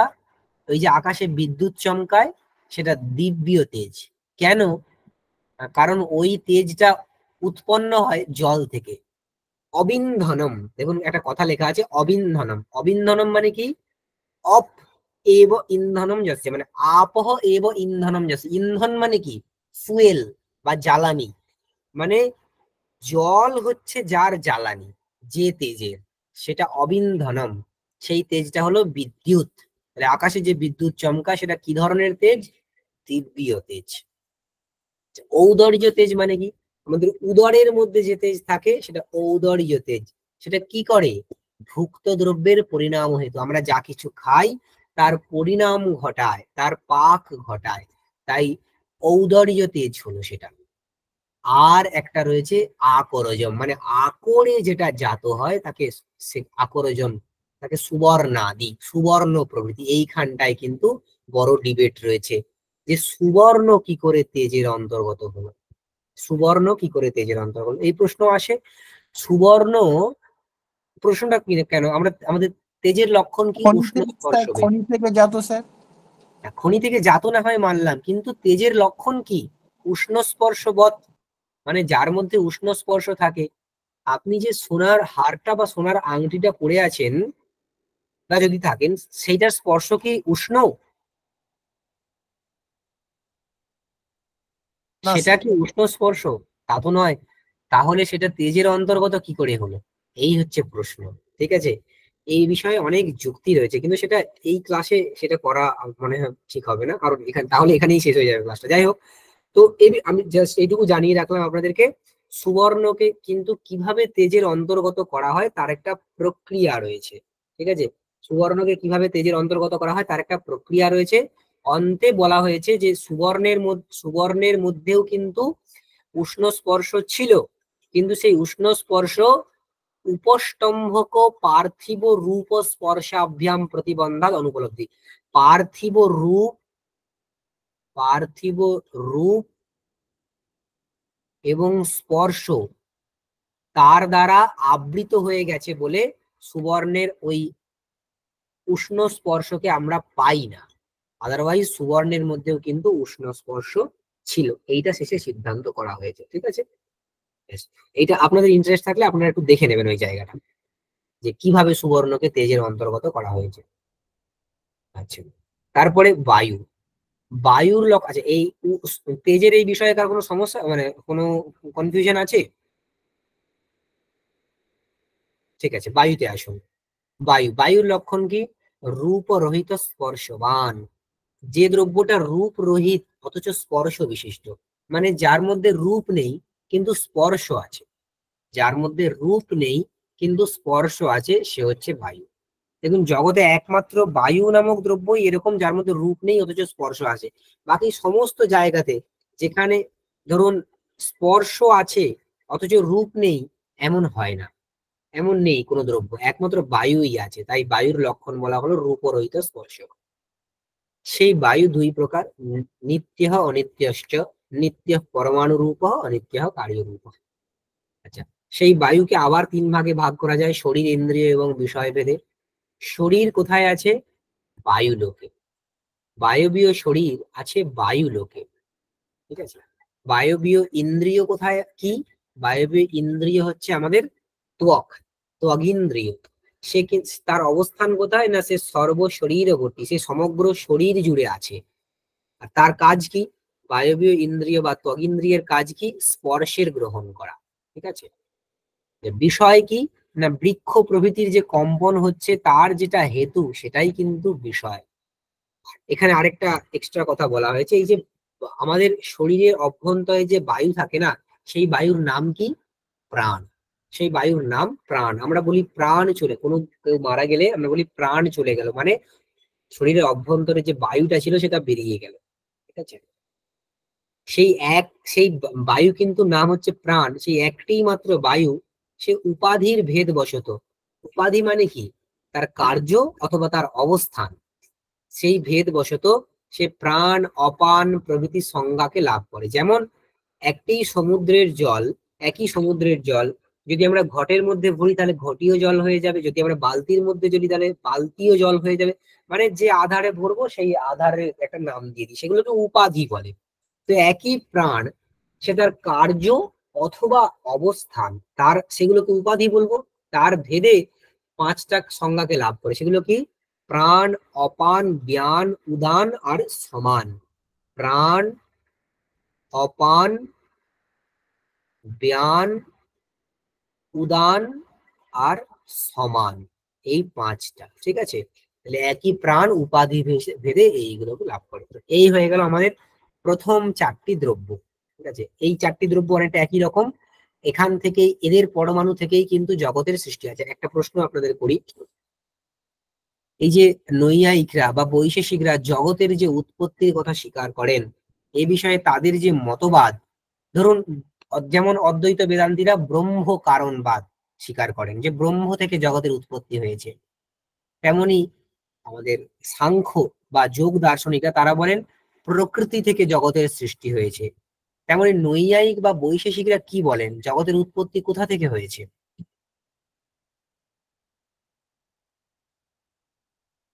এ বিষয়ে প্রশ্ন আসতেই পারে। জগতের উৎপত্তি কোথা থেকে হয়েছে? না, পরমাণু থেকে। তাই তারা পরমাণু কারণতাবাদী। তারা পরমাণু কারণতাবাদী। নৈয়ায়িক বা বৈশেষিকরা বলেন জগতের উৎপত্তি হয়েছে পরমাণু থেকে, তাই পরমাণু কারণতাবাদী। এই যে পৃথিবী, জল, তেজ, বায়ু, এই চারটে দ্রব্যেরই কিন্তু পরমাণু থাকে, অন্যান্য দ্রব্যের পরমাণু নেই, ঠিক আছে। এই চারটি দ্রব্যের যে পরমাণু, ধরুন পার্থিব পরমাণু অনেক রয়েছে, 1 কোটি পার্থিব পরমাণু রয়েছে। সেই স্বজাতীয় পরমাণুগুলি ঈশ্বরের ইচ্ছা বশত তাদের মধ্যে ক্রিয়া হয়, দুটি পরমাণু একসাথে মিলে একটা দ্বিঅণুক উৎপন্ন হয়, তারপর 3টি দ্বিঅণুক একসাথে মিলে একটা ত্রসরেণু উৎপন্ন হয়, তারপর 4টে ত্রসরেণু একসাথে মিলে একটা চতুরণুক উৎপন্ন হয়। এইভাবে ক্রমে ক্রমে মহান পৃথিবী, মহান জল, মহৎ তেজের উৎপত্তি হয়, ঠিক আছে। এইটা হচ্ছে সৃষ্টিক্রম। তো তাহলে আমাদের এখান থেকে যেটা জানার কথা সেটা হলো নৈয়ায়িক বা বৈশেষিকরা কিন্তু জগতের উৎপত্তি হয়, এটা কোথা থেকে হয় বলেছেন না, পরমাণু থেকে, তাই তারা পরমাণু কারণতাবাদী। এ বিষয়ে আরো একটা জিনিস জানার, যে তারা কিন্তু কার্যকারণ বিষয়ে আরম্ভবাদী। আরম্ভবাদী মানে যে কারণ থেকে নূতন একটা কার্যের উৎপত্তি হয়, এমন নয় যে কার্যটা ওই কারণের মধ্যেই ছিল, শুধু অভিব্যক্তি হলো, এটা এমন নয়। নৈয়ায়িক বা বৈশেষিকরা বলেন কারণ থেকে যে কার্যটা উৎপন্ন হয় সেটা নূতন একটা পদার্থ, তাই তারা আরম্ভবাদী, ঠিক আছে। তারা পরমাণু কারণতাবাদী এবং কার্যকারণ তত্ত্বের দিক থেকে তারা আরম্ভবাদী। মনে রাখবেন এই কথাগুলো, ঠিক আছে। ঠিক। তার পরবর্তী আচ্ছা, এইখানে যে চারটি দ্রব্যের আলোচনা হলো, এখানে কারো কোনো কনফিউশন বা প্রশ্ন আছে? নেই। স্যার প্রাণ আপন ব্যান সমান উদান, এটা একটু বলবেন স্যার একটু। প্রাণ, এই যে একটি বায়ু, তার কার্যভেদে এই পাঁচটা নাম লাভ করেছে, ঠিক আছে।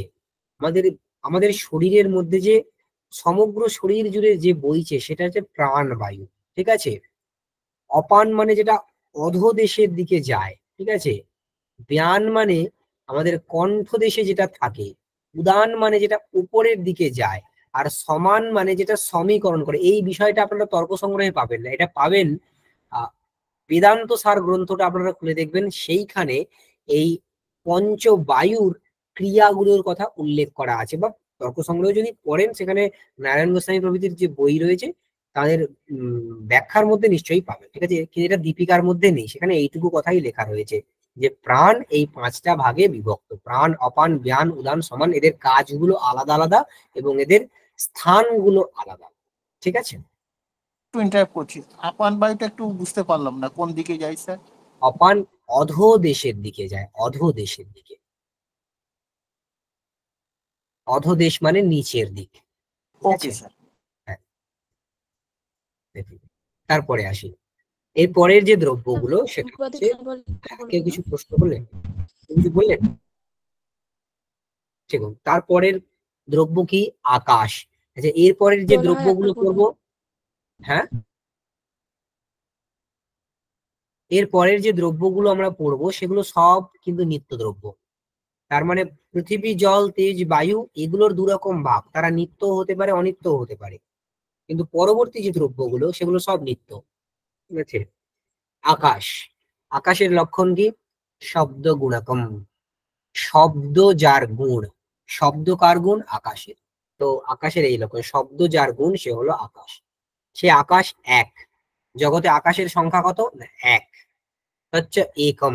বিভু, বিভু মানে কি? বিভু মানে সর্বমূর্ত দ্রব্য সংযোগিত্বম, সর্বমূর্ত দ্রব্য সংযোগী। বিভু মানে যে সমস্ত মূর্ত দ্রব্যের সাথে সংযুক্ত অবস্থায় থাকে, মানে যে সর্বব্যাপী, এক কথায় যে সর্বব্যাপী, তাকে বিভু বলা হয়। অমনি প্রেজেন্ট, অমনি প্রেজেন্ট। আর নিত্যম, এটা কেমন? আকাশ কিন্তু নিত্য, ঠিক আছে? আকাশের উৎপত্তি বিনাশ নেই, ঠিক আছে। কাল, কালের লক্ষণ কি? না অতীতাদি ব্যবহার হেতু কাল, অতীত, বর্তমান, ভবিষ্যৎ এই যে ব্যবহার হয় এর হেতু বা এর কারণ হচ্ছে কাল। কালের কারণেই কিন্তু আমরা অতীত প্রভৃতির শব্দের ব্যবহার করে থাকি। সেই কাল কতগুলো? সচ এক, সেই কাল কিন্তু এক, সে বিভু এবং নিত্য। সেই কাল এক, বিভু এবং নিত্য। বিভু মানে আমরা কি বলেছি? যে সর্বব্যাপী বা সর্বমূর্ত দ্রব্য সংযোগী। আর নিত্য মানে যার উৎপত্তি বিনাশ নেই, ঠিক আছে। দিক, দিকের লক্ষণ কি? প্রাচ্যাদি ব্যবহার হেতু দিক। প্রাচী মানে কি? পূর্ব, প্রাচী মানে পূর্ব, প্রতীচি এইসব রয়েছে, প্রাচী, প্রতীচি, উদীচি এসব রয়েছে, মানে পূর্ব, পশ্চিম, উত্তর, দক্ষিণ এইসব। এই সমস্ত যে শব্দের ব্যবহার আমরা করি এর হেতু হলো দিক। হেতু মানে অসাধারণ কারণ, এর অসাধারণ কারণ হলো দিক। সেই দিক কেমন? সাচ একা, দিক শব্দটা স্ত্রীলিঙ্গ শব্দ, তাই সাচ একা লেখা হয়েছে, সাচ একা। বিভি মানে বিভু শব্দের স্ত্রীলিঙ্গে, বিভি মানে বিভু। আর নিত্যা, এও এই দিকও হলো নিত্য। তারপরে আত্মা, আত্মার লক্ষণ কি? জ্ঞানাধিকরণম আত্মা, জ্ঞানের যেটা অধিকরণ সে হলো আত্মা। জ্ঞান কোথায় থাকে? আত্মাতে, তাই জ্ঞানের অধিকরণ হলো আত্মা। এই আত্মা দুই প্রকার, নৈয়ায়িক বা বৈশেষিকরা আত্মাকে দুই প্রকার বলে। দেখুন আত্মার সংখ্যা কিন্তু দুই নয়, প্রশ্ন যদি হয় আত্মার সংখ্যা কত, আত্মার সংখ্যা কিন্তু অনেক। আত্মা কত প্রকারের? দুই প্রকারের। কি কি? পরমাত্মা আর জীবাত্মা। তার মধ্যে পরমাত্মা তিনি ঈশ্বর, তত্র ঈশ্বর সর্বজ্ঞ পরমাত্মা এক এব। ঈশ্বর বা সর্বজ্ঞ তিনি হলেন পরমাত্মা, তিনি সংখ্যায় এক। আর একজন রয়েছেন কি? জীবাত্মা। সেই জীবাত্মা কিন্তু আলাদা আলাদা।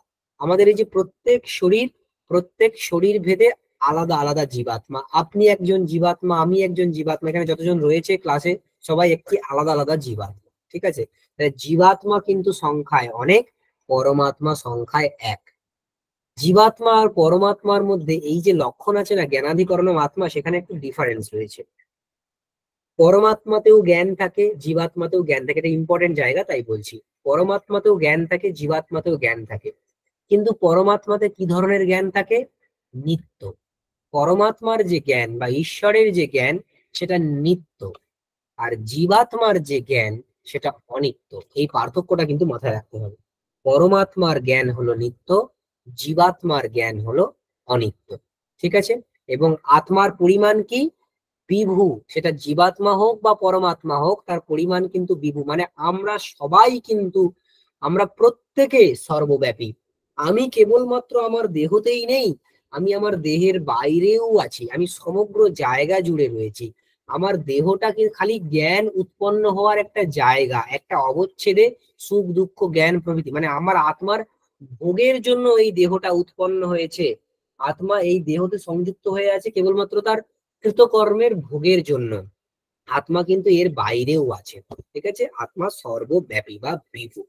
এই প্রশ্নটা আসে যে জীবাত্মার পরিমাণ কি? বিভু পরিমাণ। আমরা কিন্তু প্রত্যেকে সমগ্র জায়গা জুড়ে রয়েছি, ঠিক আছে? তারপরের দ্রব্য হচ্ছে মন, মনঃ। সেই মন কি না সুখাদি উপলব্ধি সাধনম ইন্দ্রিয়ম। সুখ প্রভৃতির, সুখ প্রভৃতি বলতে আমরা কাদের বুঝবো? সুখ দুঃখ ইত্যাদি। স্যার, সুখ, হ্যাঁ বলুন। বলছি স্যার, আত্মার পরিমাণ নিত্য এক শুনেছি, কিন্তু এখানটাতে বলা আছে জীবাত্মা আর পরমাত্মা ভেদে ভাগ করা হয়েছে, তাহলে আত্মার সংখ্যায় এক হবে না অনেক হবে? বললাম যে আত্মা সংখ্যায় অনেক, আত্মা সংখ্যায় অনেক। প্রশ্ন, যদি প্রশ্নটা হয় আত্মার সংখ্যা কতগুলো, অনেক, তার কোনো ইয়ত্তা নেই। আত্মা কত প্রকারের? দুই প্রকার। আত্মা দুই প্রকার, পরমাত্মা জীবাত্মা। পরমাত্মা কতগুলো সংখ্যায় যদি এই প্রশ্ন হয়? এক। পরমাত্মার সংখ্যা কিন্তু এক। জীবাত্মার সংখ্যা কত? অনেক। জীবাত্মা প্রচুর, প্রত্যেকটি শরীরে আলাদা আলাদা জীবাত্মা থাকে। এখন ক্লিয়ার হয়েছে? হ্যাঁ স্যার।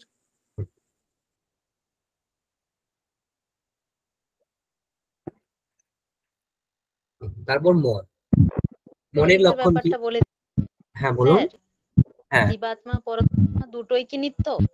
হ্যাঁ দুটোই নিত্য, পরমাত্মাও নিত্য জীবাত্মাও নিত্য, ঠিক আছে? কিন্তু জীবাত্মা পরমাত্মার মধ্যে পার্থক্য কি? পরমাত্মার মধ্যে যে জ্ঞান থাকে সেটা নিত্য, জীবাত্মার মধ্যে যে জ্ঞান থাকে সেটা অনিত্য। দেখুন, জীবাত্মা নিত্য, কিন্তু জীবাত্মার মধ্যে যে জ্ঞান সেটা অনিত্য। আমাদের যে জ্ঞান সেটা অনিত্য, সেটা উৎপন্ন হয় আবার বিনষ্টও হয়। কিন্তু পরমাত্মার মধ্যে যে জ্ঞান, তার উৎপত্তি বিনাশ নেই, তাই তার যে জ্ঞান সেটা হচ্ছে নিত্য। বোঝা গেল? অথচ আত্মা মানেই নিত্য, আত্মা মানেই নিত্য, তার জ্ঞানটা নিত্য না অনিত্য এই বিষয়ে মতভেদ রয়েছে। মানে পরমাত্মার জ্ঞান নিত্য, জীবাত্মার জ্ঞান অনিত্য। বোঝা গেল কিনা? হ্যাঁ স্যার, বোঝা গেছে। তারপর মনের লক্ষণ দেখুন। মনের লক্ষণ কি বলা হচ্ছে? সুখাদি উপলব্ধি সাধনম ইন্দ্রিয়ম মন। সুখ প্রভৃতির উপলব্ধির সাধন যে ইন্দ্রিয়, তাকে মন বলা হয়। সুখ প্রভৃতির উপলব্ধির সাধন যে ইন্দ্রিয়, তাকে মন বলা হয়। মানে সুখ দুঃখ, সুখাদি মানে আদি মানে দুঃখকেও ধরবো, উপলব্ধি মানে কি? জ্ঞান। সুখ প্রভৃতির জ্ঞান যে ইন্দ্রিয়ের দ্বারা হয়, সুখ দুঃখাদির জ্ঞান যে ইন্দ্রিয়ের দ্বারা হয়, সেই ইন্দ্রিয়কে বলা হয় মন, ঠিক আছে? তচ্চ মানে সেই মন প্রত্যাত্ম নিয়তত্বাদ অনন্তম পরমাণু রূপম নিত্যম চ। সেই মন কিন্তু অনন্ত। কেন? আত্মা, জীবাত্মা অনন্ত বলে। কেন? দেখুন, প্রত্যেকটা আত্মার জন্য একটি একটি মন প্রয়োজন, এক একটি আত্মার জন্য এক একটি মন প্রয়োজন, আদারওয়াইজ আত্মার ভোগ হবে না। তাই আত্মা যেহেতু অনেক, তাই মনও কি হবে? অনেক হবে। তাই ওই জন্য বলা হলো প্রত্যাত্ম নিয়তত্বাৎ, মানে প্রত্যেক আত্মার জন্য একটি একটি মন যেহেতু প্রয়োজন, সেই কারণে অনন্তম, মন হচ্ছে অনন্ত। মনের পরিমাণ কি? এতক্ষণ ধরে আকাশ কাল দিক আত্মা এদের পরিমাণ আমরা পড়ছিলাম, এরা হচ্ছে বিভু পরিমাণ। আর মনের পরিমাণ হচ্ছে পরমাণু বা অণু পরিমাণ, পরমাণু রূপ বা অণু পরিমাণ, ঠিক আছে? মনের পরিমাণ কিন্তু অণু পরিমাণ, এটা মাথায় রাখতে হবে, প্রশ্ন আসতে পারে মনের পরিমাণ কি? অণু পরিমাণ। আচ্ছা, আর মন কেমন না? নিত্য। মনও কিন্তু নিত্য, যেমন আত্মা নিত্য তেমনি মনও নিত্য, ঠিক আছে? এখানে আমাদের দ্রব্যের আলোচনাটা শেষ হলো। আচ্ছা, আপনারা একটু বলুন তো, যে আমরা যে 9টা দ্রব্য পেলাম, তার মধ্যে নিত্য দ্রব্য কতগুলো পেলাম?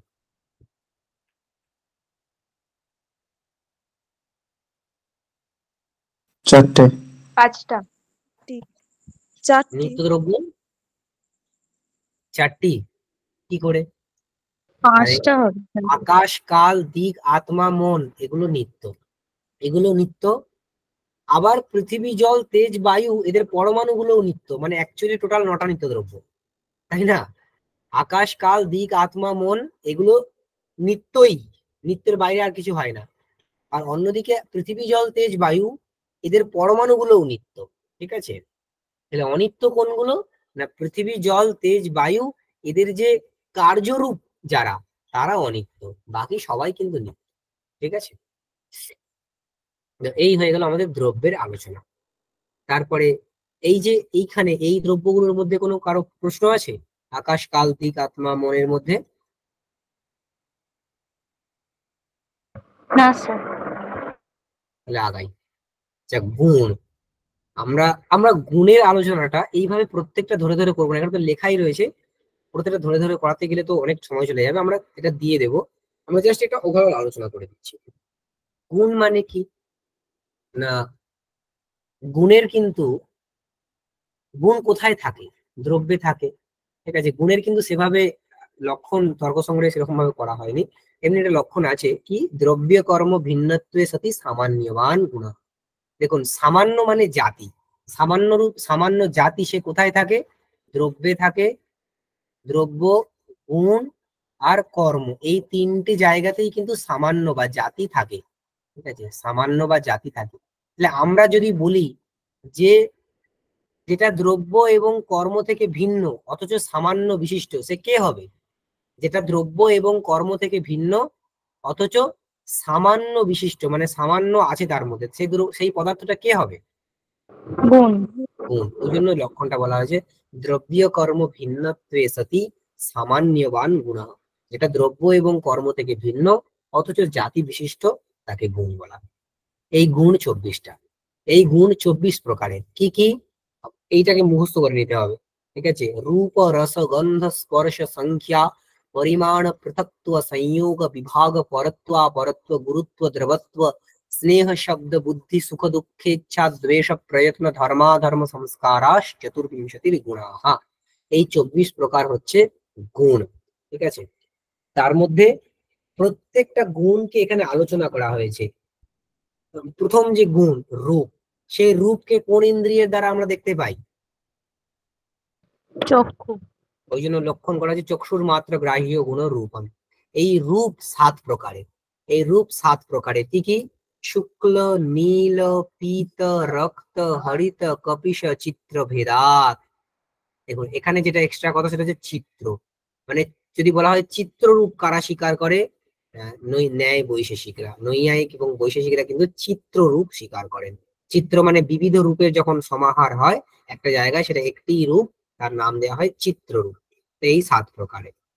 আচ্ছা, তার মধ্যে এই রূপ কোথায় কোথায় থাকে? পৃথিবী, জল আর তেজে।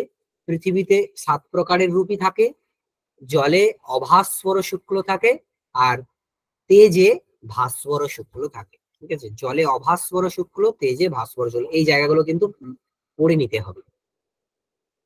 তারপর রস। রসের গ্রহণ কোন ইন্দ্রিয়ের দ্বারা হয়? জিহ্বা। জিহ্বা। জিহ্বাকে আমরা সংস্কৃততে বলি রসনা, মানে রসন গ্রাহ্য গুণ রসহ। রসন গ্রাহ্য গুণ রসহ, ঠিক আছে? তো রসনেন্দ্রিয়ের দ্বারা গ্রাহ্য যে গুণ, তাকে রস বলে। এই রস 6 প্রকার। এই রস 6 প্রকার। মধুর, আম্ল, লবণ, কটু, কষায়, তিক্ত ভেদাত ষটবিধ। মধুর, অম্ল, লবণ, কটু এবং কষায়, এই 6 প্রকারের হচ্ছে রস, ঠিক আছে? এটা কোথায় কোথায় থাকে? পৃথিবী, জল এই দুটো পদার্থের মধ্যেই থাকে। পৃথিবীতে 6 প্রকারের রসই থাকে, জলে কেবলমাত্র মধুর রস থাকে, ঠিক আছে? ঘ্রাণ গ্রাহ্য গুণ গন্ধ। গন্ধের গ্রহণ কোন ইন্দ্রিয়ের দ্বারা হয়? ঘ্রাণেন্দ্রিয়ের দ্বারা। সেই গন্ধ 2 প্রকার, সুরভি এবং অসুরভি। গন্ধ একমাত্র কোথায় থাকে? দ্রব্যে। যেটা বলা হচ্ছে পৃথিবী মাত্র বৃত্তি, গন্ধ কেবলমাত্র পৃথিবীতে থাকে। আচ্ছা, ত্বগিন্দ্রিয় মাত্র গ্রাহ্য গুণ স্পর্শ। স্পর্শ কোন ইন্দ্রিয়ের দ্বারা গ্রাহ্য? ত্বগিন্দ্রিয়ের দ্বারা। সেই স্পর্শ কত প্রকারের? 3 প্রকারের। শীত, উষ্ণ আর অনুষ্ণাসিত। শীত স্পর্শ, উষ্ণ স্পর্শ আর অনুষ্ণাসিত স্পর্শ। শীত স্পর্শ কোথায় থাকে? শীত স্পর্শ থাকে জলে। উষ্ণ স্পর্শ কোথায় থাকে? উষ্ণ স্পর্শ তেজে। আর অনুষ্ণা শীত স্পর্শ কোথায় থাকে? পৃথিবী বায়ুঃ, মানে পৃথিবী এবং বায়ুতে। অনুষ্ণা শীত স্পর্শ থাকে পৃথিবী এবং বায়ুতে। ঠিক আছে? আচ্ছা, রূপাদি চতুষ্টয়ম পৃথিব্যাম পাকজম অনিত্যম চ। এই যে রূপ, রস, গন্ধ এবং স্পর্শ, এরা আবার দুই প্রকার, পাকজ এবং অপাকজ। পাকজ মানে কি? মানে তেজস সংযোগে, পাক মানে তেজস সংযোগ, পাক মানে তেজস সংযোগ, তেজস সংযোগের ফলে যেটা উৎপন্ন হয় তাকে পাকজ বলে। ঠিক আছে? পাক মানে তেজস সংযোগ, তেজস সংযোগের ফলে যে উৎপন্ন হয় তাকে পাকজ বলে। এই রূপ, রস, গন্ধ, স্পর্শ এগুলো কিন্তু পৃথিবীতে পাকজ হয়, মানে তেজস সংযোগের ফলে আলাদা আলাদা হয়ে উৎপন্ন হয়। যেমন একটা আম যখন কাঁচা অবস্থায় আমটা আছে, তখন সে কেমন, তার স্পর্শ কেমন, শক্ত, কঠিন, তার গন্ধ কেমন, তার কাঁচা একটা গন্ধ থাকে, তার রূপটা কেমন, মানে সবুজ কালারের।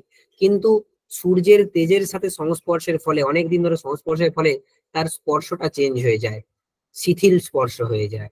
ঠিক আছে? আচ্ছা, তার আহ যে গন্ধটা, সেই গন্ধের মধ্যেও একটা সুরভি গন্ধ আসে, তার যে রূপ সেটার মধ্যেও পরিবর্তন হয়ে যায়। ঠিক আছে?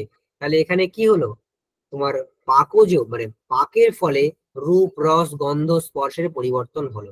এই পাকজ রূপ, রস, গন্ধ, স্পর্শ একমাত্র পৃথিবীতেই হয়, অন্য জায়গায় কিন্তু পাক হয় না। জল, তেজ, বায়ু এখানে কিন্তু পাক হয় না। ঠিক আছে? তাহলে পাকজ রূপ, রস, গন্ধ, স্পর্শ কেবলমাত্র পৃথিবীতে থাকে, আর অন্যান্য জায়গায় তারা সব অপাকজ। ঠিক আছে? তারপর সংখ্যা। সংখ্যার লক্ষণ হচ্ছে একত্ব আদি ব্যবহার হেতু, একত্ব প্রভৃতির ব্যবহারের হেতু যে, তা হচ্ছে সংখ্যা। ঠিক আছে? তা হচ্ছে সংখ্যা। সেই সংখ্যা 9টা দ্রব্যেই থাকে। এটা নিত্য এবং অনিত্য উভয় প্রকারেরই হতে পারে। আমরা খুব তাড়াতাড়ি এবার একটু বলে দিই, এগুলো আপনারা পড়ে নেবেন, লেখাই আছে সব। পরিমাণ। পরিমাণ মানব ব্যবহারের যে অসাধারণ কারণ তাকে পরিমাণ বলে। সেই পরিমাণ অনু, মহৎ, দীর্ঘ এবং হ্রস্ব, এই 4 প্রকারের। পৃথক এই ব্যবহারের যে অসাধারণ কারণ তাকে পৃথকত্ব বলে। এটা সমস্ত দ্রব্যের মধ্যেই থাকে। সংযুক্ত এই ব্যবহারের যে হেতু তাকে সংযোগ বলে। এটা সমস্ত দ্রব্যের মধ্যে থাকে। ঠিক আছে? সংযোগ নাশক যে গুণ তাকে বিভাগ বলে। পর এবং অপর এই ব্যবহারের যে অসাধারণ কারণ তাকে পরত্ব এবং অপরত্ব এই এই বলে। ঠিক আছে? আচ্ছা, আদ্য পতনের প্রতি, এইটা ইম্পর্টেন্ট, এখান থেকে অনেক সময় প্রশ্ন হয়। আদ্য পতনের অসমবায়ী কারণ তাকে গুরুত্ব বলে। দেখুন, গুরুত্ব কাকে বলে না, প্রথম যে পতন তার যে অসমবায়ী কারণ তাকে গুরুত্ব বলে। দ্বিতীয় প্রভৃতি যে পতন তার অসমবায়ী কারণ কিন্তু বেগ। প্রশ্নটা আসতে পারে আদ্য পতনের অসমবায়ী কারণকে, আদ্য পতনের অসমবায়ী কারণ হচ্ছে গুরুত্ব, দ্বিতীয় পতনের অসমবায়ী কারণ মানে দ্বিতীয় থেকে বাকি যে পতনগুলো, দ্বিতীয়াদি পতন, তাদের অসমবায়ী কারণ কে হবে? বেগ। ঠিক আছে? এটা মনে রাখতে হবে। এই যে বৃক্ষাৎ ফলম পদ্ধতি, বৃক্ষ থেকে ফলটা পড়ছে, প্রথম ক্ষণে যখন পড়লো সেটার কারণ কিন্তু গুরুত্ব। ওই গুরুত্বের ফলে সে পতন হলো, সেই পতনের ফলে সেখানে বেগ উৎপন্ন হয়, পরবর্তী পতনগুলোর কারণ কিন্তু এই বেগ হয়। ঠিক আছে? আচ্ছা, তেমনি দ্রবত্ব, দ্রব্যত্ব নয় কিন্তু এটা দ্রবত্ব, মানে লিকুইডিটি। এই দ্রবত্বের লক্ষণ কি? আদ্য স্যন্দনা সমবায়ী কারণ। প্রথম যে স্যন্দন, স্যন্দন মানে প্রস্রবণ, প্রস্রবণ মানে কি? বয়ে যাওয়া। প্রথম যে প্রস্রবণ তার অসমবায়ী কারণ হয় দ্রবত্ব, কিন্তু দ্বিতীয় প্রভৃতি প্রস্রবণের অসমবায়ী কারণ হবে বেগ। ঠিক আছে? এইটা মাথায় রাখতে হবে। প্রথম প্রস্রবণের অসমবায়ী কারণ হয় দ্রবত্ব, দ্বিতীয় প্রভৃতি প্রস্রবণের অসমবায়ী কারণ হবে বেগ।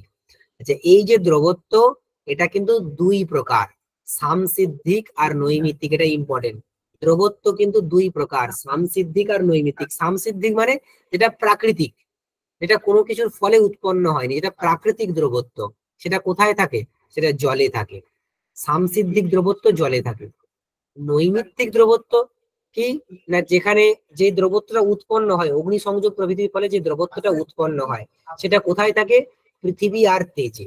পৃথিবী আর তেজে, পৃথিবী মানে ঘৃত প্রভৃতি যে পার্থিব দ্রব্য, তাতে অগ্নিসংযোগের ফলে দ্রবত্ব উৎপন্ন হয়, তো সেই দ্রবত্বটা কিন্তু নৈমিত্তিক দ্রবত্ব।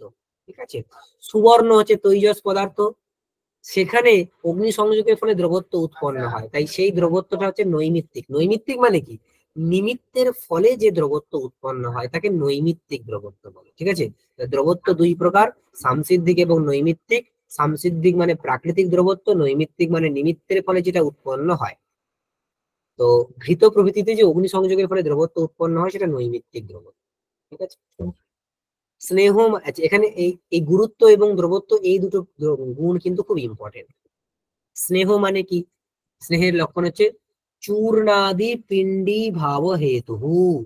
চূর্ণাদি পিণ্ডি ভাব হেতু, চূর্ণ প্রভৃতির পিণ্ডি ভাবের যে হেতু, চূর্ণ প্রভৃতির পিণ্ডি ভাবের যে হেতু, মানে এই যে ধরো আটা, আটাতে একটু জল দিয়ে দিলে কি হয়ে যায়, সেটা একসাথে হয়ে যায়, পিণ্ডি ভাব হয়ে যায়, পিণ্ড করা যায়। এর যে হেতু সেটা হচ্ছে স্নেহ।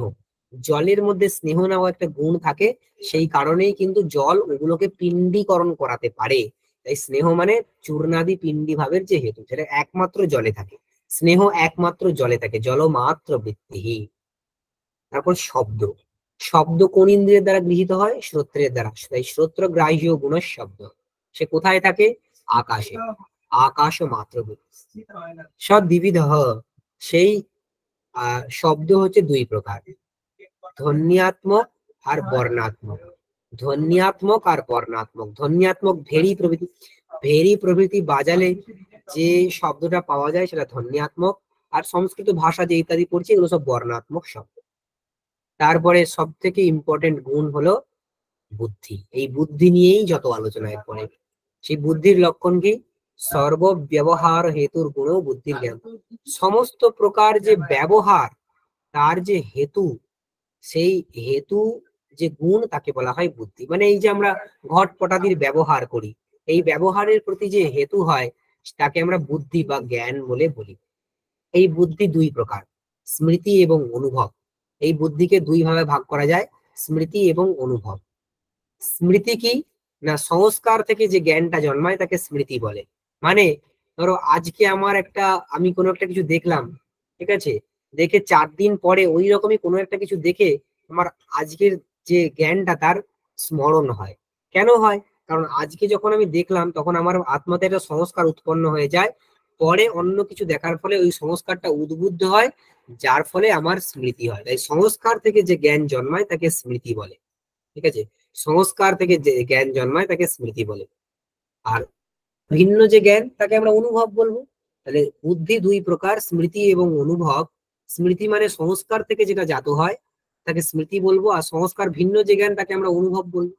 সেই অনুভব দুই প্রকার, যথার্থ এবং অযথার্থ। যথার্থ এবং অযথার্থ। যথার্থ মানে কি?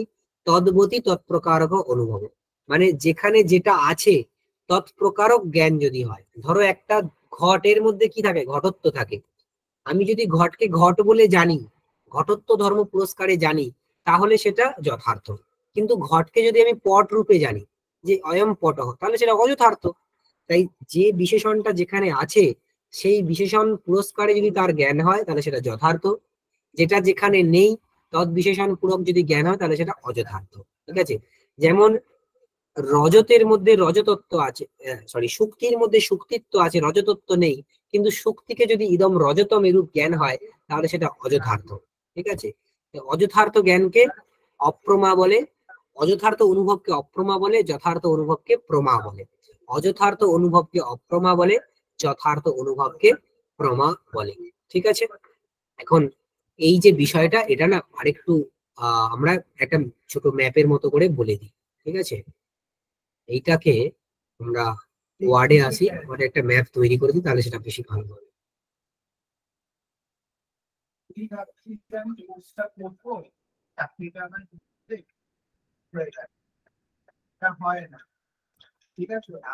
দেখুন, এখন বুদ্ধি, বুদ্ধি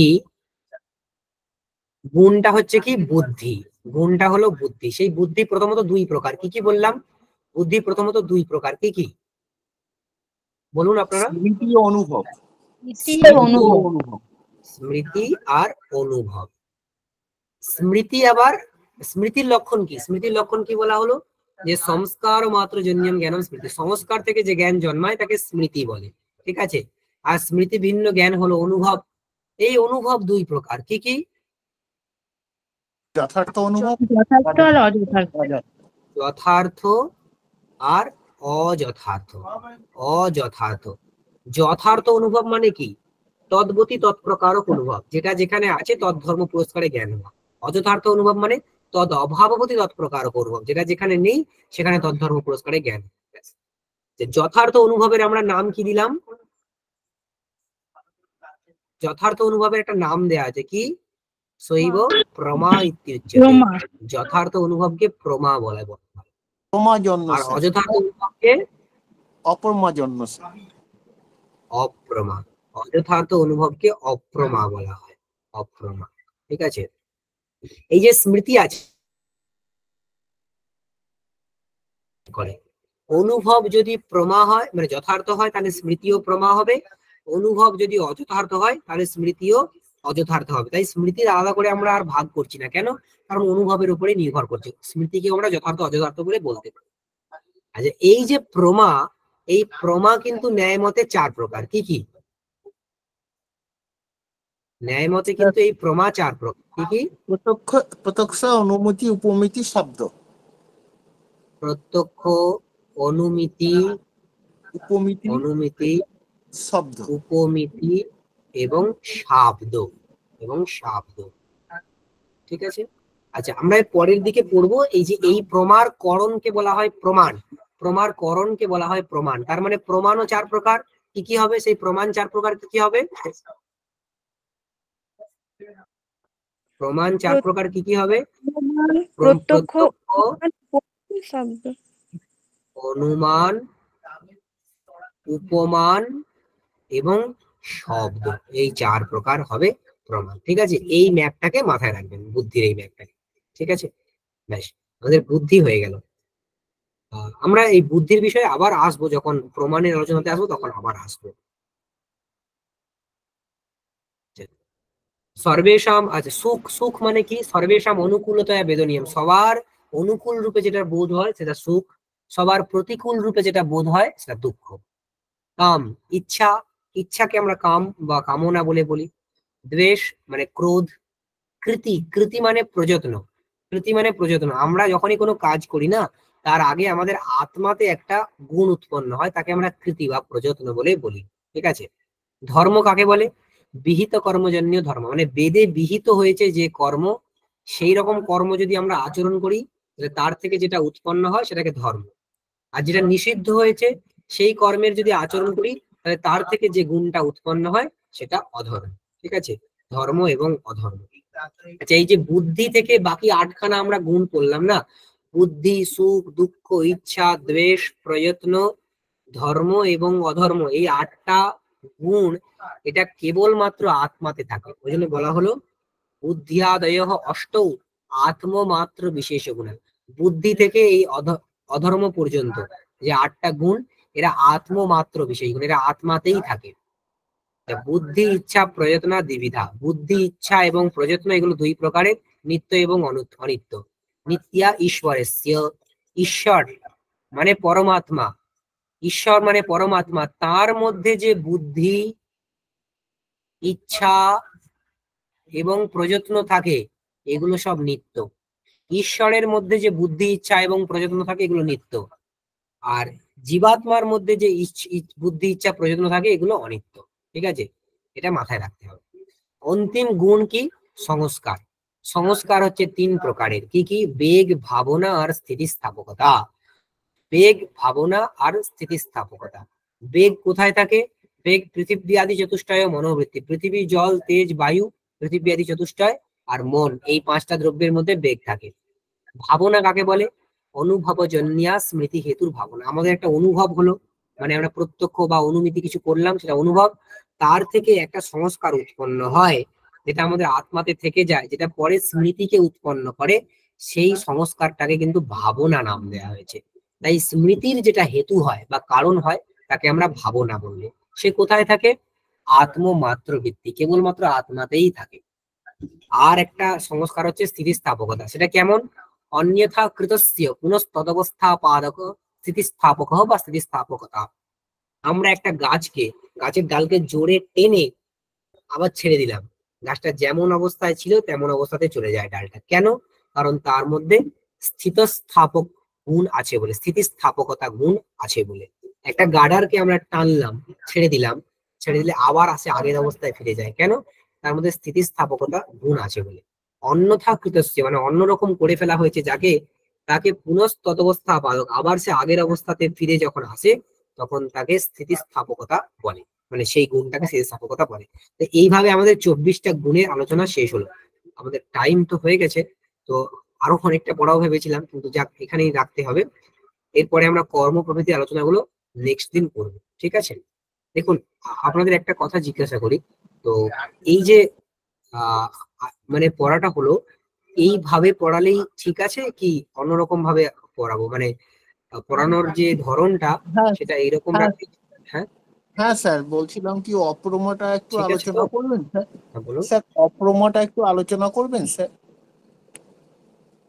আচ্ছা, হ্যাঁ হ্যাঁ, বলে দিচ্ছি। অপ্রমা, দেখুন, অপ্রমা মানে কি? অযথার্থ অনুভব। অপ্রমা মানে অযথার্থ অনুভব। সেটা লক্ষণ কি? তদ অভাববতী, তদ অভাববতী তৎ প্রকারকঃ অনুভবঃ। অনুভব তার মানে কি? যে বিশেষণটা যেখানে নেই সেখানে সেই বিশেষণটার জ্ঞান হওয়া। ধরুন শুক্তি, ধরুন শুক্তি, শুক্তিতে কি থাকে? শুক্তিত্ব থাকে, তাই তো? শুক্তিতে সরি, শুক্তিত্ব থাকে। শুক্তিতে কি রজতত্ব থাকে? রজতত্ব থাকে? আপনি বলুন, শুক্তিতে কি রজতত্ব থাকে?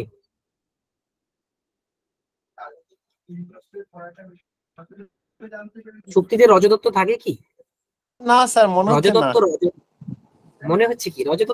রজতত্ব রজতে থাকবে, ঘটত্ব ঘটে থাকবে, পটত্ব পটে থাকবে, তাই না? রজতত্ব রজতে থাকে। রজত মানে কি? সিলভার, ঠিক আছে? আমাদের এই যে রূপকে আমরা রজত বলে বলি। এই উদাহরণটা কি, যে আমরা দূর থেকে আমরা যাচ্ছি, দূর থেকে শুক্তি মানে ঝিনুক, তাতে সূর্যের আলো পড়েছে, এত চকচক করছে, তাকে দেখে রূপ মনে হচ্ছে, এই তো কথা, ঠিক আছে? তো যেটা শুক্তি, তার মধ্যে শুক্তিত্ব আছে, রজতত্ব নেই। তার মানে অয়ম শুক্তি বা ইয়ম শুক্তি এরকম জ্ঞান হলে সেটা ঠিকঠাক হতো। কিন্তু একটা শুক্তিকে দেখে যখন আমরা বলি ইদম রজতম, ইদম রজতম, একটা শুক্তিকে দেখে যখন আমাদের জ্ঞান হয় ইদম রজতম, ইদম রজতম মানে কি? সেখানে রজতত্ত্ব ধর্মের জ্ঞান হয়েছে। রজতত্ত্ব শুক্তির মধ্যে নেই, অথচ রজতত্ত্বের জ্ঞান সেখানে হয়েছে। রজতত্ত্বের অভাববতী শুক্তিতে রজতত্ত্বের জ্ঞান হয়েছে। তাই এই যে অনুভব, এটা অযথার্থ অনুভব, তাই এটা অপ্রমা।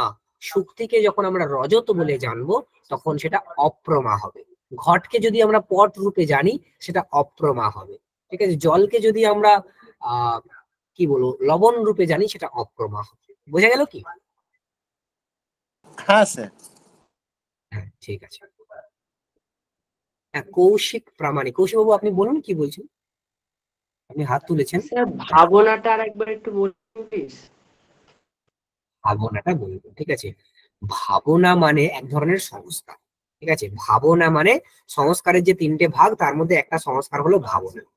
ধরুন, ধরুন আজকে আপনি আহ রাম নামক একটা বালককে দেখেছেন, রাম নামক একটা বালককে দেখেছেন, মানে রামের প্রত্যক্ষ হয়েছে, ঠিক আছে? রামের প্রত্যক্ষ হয়েছে, দেখুন, মানে জ্ঞান হয়েছে। জ্ঞান হওয়ার পরে ন্যায় বৈশেষিক মতে জ্ঞান তৃতীয় ক্ষণে নষ্ট হয়ে যায়, মানে কিছুক্ষণ পরে কিন্তু জ্ঞানটা নষ্ট হয়ে যায়। কিন্তু সেই জ্ঞানটা আমাদের আত্মাতে একটা কিছু রেখে দেয়, একটা ছাপ রেখে দেয়, ঠিক আছে? একটা ছাপ রেখে দেয়। তাই 2 বছর পরে আপনি যখন ওই রামের মতো কোনো ছেলেকে দেখেন, আপনার কিন্তু এই রামের কি হয়? স্মৃতি হয়। এই রামের স্মৃতি হয়। কেন হলো? রামের যে জ্ঞান, সেটা তো এই 2021 সালেই নষ্ট হয়ে গেছে। 2021 সালে রামের জ্ঞান হয়েছিল, সেটা তখনই নষ্ট হয়ে গেছে। তাহলে 2024 সালে রামের স্মৃতি কেন হলো? না, 2021 সালে রামের যে প্রত্যক্ষ হয়েছিল সেই প্রত্যক্ষটা আমাদের আত্মাতে একটা ছাপ রেখে দিয়েছিল। সেই ছাপটা 2024 সালে গিয়ে রামের স্মৃতি ঘটাচ্ছে। ওই ছাপটাকে বলে ভাবন, ওই ছাপটাকে বলে ভাবনা। ওই ছাপটা সংস্কার, ওই সংস্কারটার নাম হচ্ছে ভাবন। তাহলে ভাবনা কি করে? স্মৃতি করায়, ভাবনা আমাদের স্মরণ করায়। তাই ভাবনা হলো স্মৃতির হেতু, ভাবনা হলো স্মৃতির হেতু। আর এই ভাবনা কিসের থেকে উৎপন্ন হয়? অনুভবের থেকে। প্রত্যক্ষ, অনুমিতি, উপমিতি, শব্দ প্রভৃতি অনুভবের থেকে উৎপন্ন হয়। ওই জন্য ভাবনার লক্ষণ বলা হয়েছে অনুভবজন্যা স্মৃতি হেতু, যেটা অনুভব থেকে জাত হয় এবং যেটা স্মরণের হেতু। যেটা অনুভব থেকে জাত হয় এবং যেটা স্মরণের হেতু, তাকে আমরা ভাবনা বলে বলবো। বোঝা গেল কি? হ্যাঁ স্যার, বুঝতে পেরেছি। হ্যাঁ, ঠিক আছে, ঠিক আছে। আচ্ছা, এক সেকেন্ড ওয়েট করুন।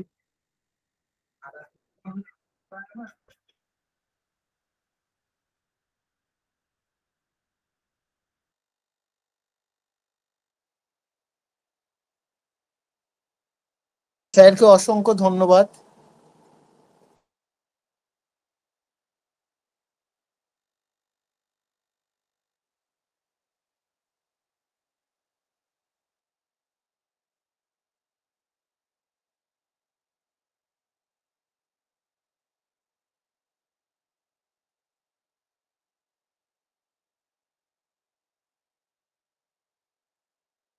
আচ্ছা, ঠিক আছে, আমরা তাহলে এখানে শেষ করি নাকি? আহ, আর আপনাদের এই ক্লাসটা কি আমরা এভাবেই চালাবো কিনা, বা যদি অন্যভাবে চালাতে হয় তাহলে আপনারা সাজেশন থাকলে সাজেশন দেবেন। আপনারা ওই আধুনিক বিদ্যাচর্চার যে গ্রুপ আছে সেখানে মেসেজ করে দেবেন ক্লাসটা কেমন লাগছে, বা এই রকমই যদি মানে কন্টিনিউ করি সেটাও বলে দেবেন, বা যদি চেঞ্জ করতে হয় অন্য স্টাইল সেটাও একটু বলে দেবেন, সাজেশন করে দেবেন। ঠিক আছে, আপনারা ওই গ্রুপে বলে দেবেন। এখানে রাখছি, হ্যাঁ।